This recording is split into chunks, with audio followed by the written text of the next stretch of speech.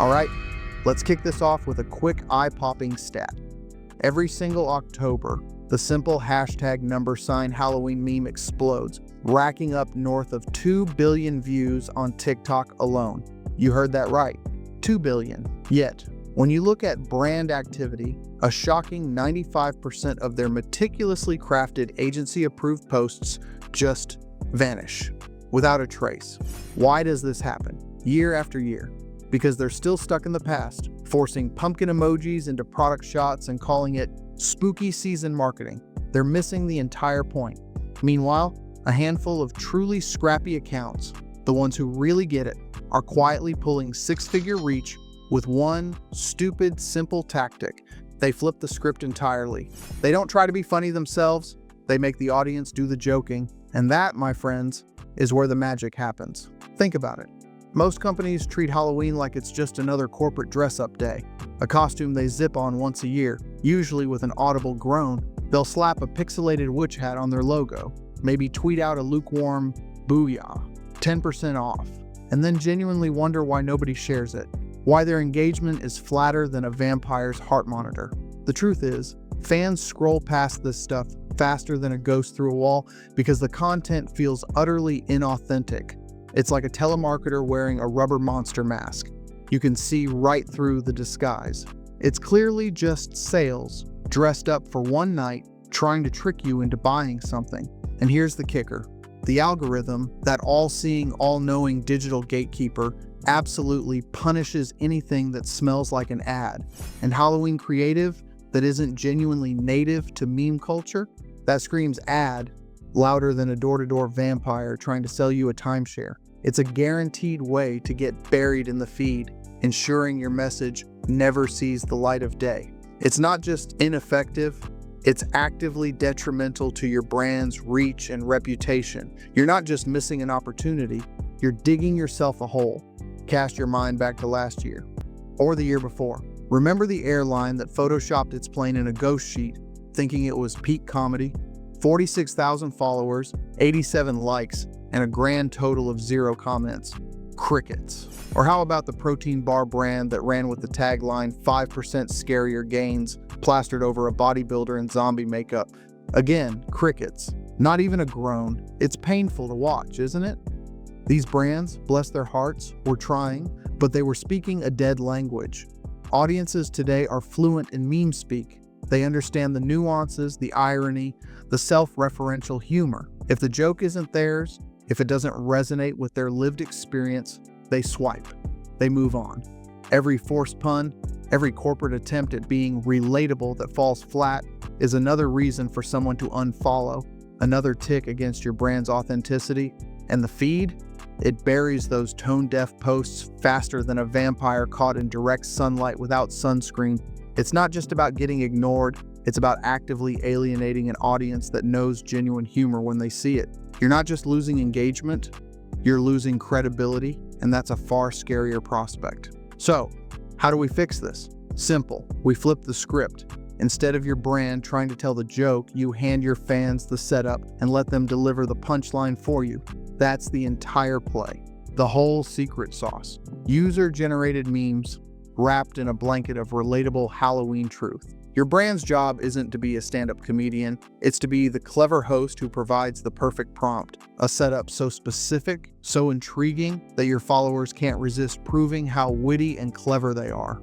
They want to show off their humor, their creativity, their understanding of the culture, and when they do, you collect the best replies, stitch them together into a killer carousel, tag the creators, and boom, you've instantly cultivated a vibrant community, unlocked endless organic reach, and avoided all the cringe. It's authentic, it's engaging, and most importantly, it works because it leverages the collective comedic genius of your audience, rather than relying on a tired marketing department. It shifts the burden of creativity from your team to your most engaged fans, turning them into content collaborators. This is where the magic begins. Your first step is to craft a prompt that starts with a pain point everyone recognizes, a shared, slightly embarrassing truth that nobody really articulates out loud. Think about the universal Halloween experience. For example, a classic, tell us your most cursed last-minute costume without telling us what it was. The phrasing here is pure meme grammar. It's an invitation, a challenge, and it subtly hints at shared embarrassment, creating an instant connection. It's designed to spark that, "Oh, I've totally done that" moment. Now don't just stop there. Make sure your prompt is niche to your vertical, tailored to your brand's world. Let's brainstorm some examples. A home security camera company, they could ask, "What's the scariest thing you've caught on your doorbell cam that turned out to be just a neighbor?" This speaks directly to their product's use case, but through a humorous, relatable lens. A pet brand, show us your pets. I'm not amused by this Halloween outfit face. Bonus points for dramatic size. This taps into the universal experience of dressing up pets and their often unimpressed reactions. A coffee shop, describe your zombie-like state before your first Halloween-themed latte. A gaming company, what's the most terrifying in-game jump scare that still haunts your dreams? A financial advisor? Yes, even them. What's your scariest financial decision that looking back was purely impulsive? See how it works? Specificity is your bait. Relatability is your hook. You're not just asking a question, you're inviting a story, a shared chuckle, a moment of connection. The more specific and relatable your prompt, the lower the barrier to entry for your audience, and the more likely they are to engage with genuinely creative and hilarious responses. It's about creating a safe space for collective humor, centered around your brand's universe. Quick break, this is important. Your online activity isn't private. Without protection, hackers, trackers, and even your internet provider can see everything you do. That's why millions use NordVPN.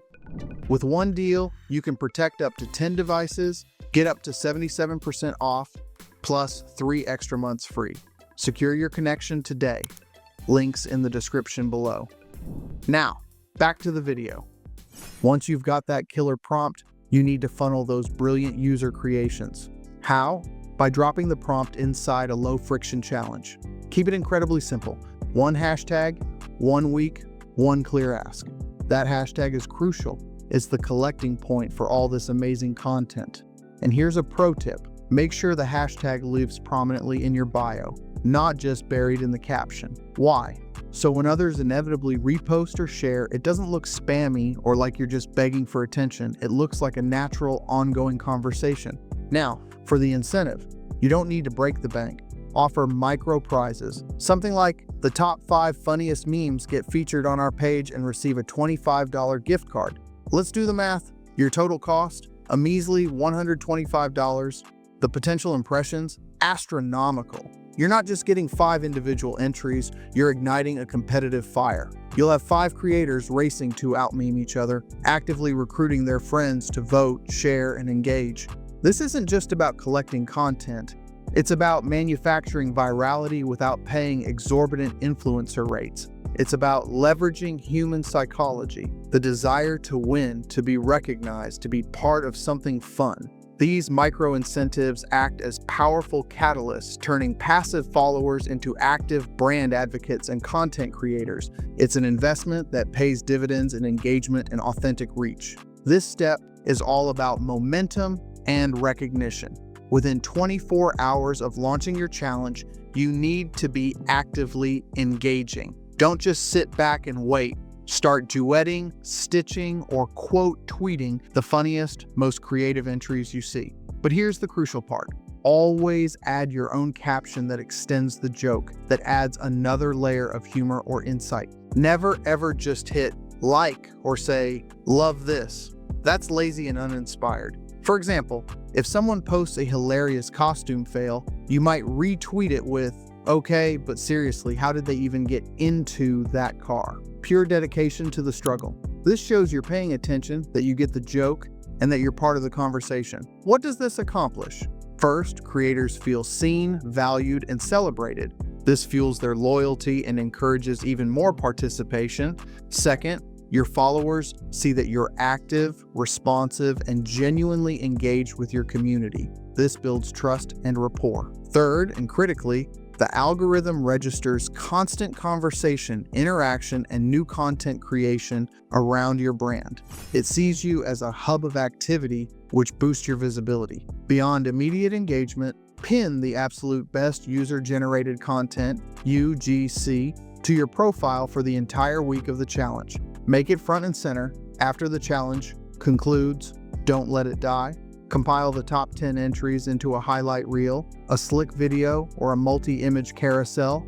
Tag every single handle of the creators. What happens next is pure gold. Those creators, thrilled by the recognition, will naturally broadcast your compilation to their followers, effectively doubling your surface area for free. This isn't just about a single campaign, it's about building a self-sustaining content engine powered by your community. It transforms a one-off interaction into a continuous loop of exposure and authentic storytelling. Let me tell you about a real-world example that perfectly illustrates this strategy.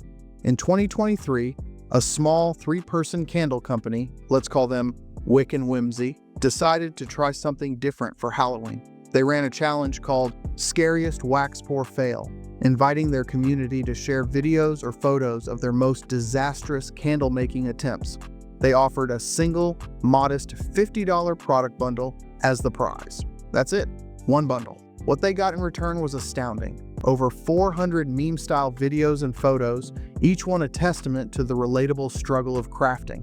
They rode that hashtag to a staggering 3.8 million views across platforms. And the sales? Wick and Whimsy saw a jaw-dropping 220% increase in sales compared to the previous October. The genius here wasn't the size of the prize, it was the genius of letting their customers roast their own craft fails. It was authentic, it was self-deprecating, and it was hilarious.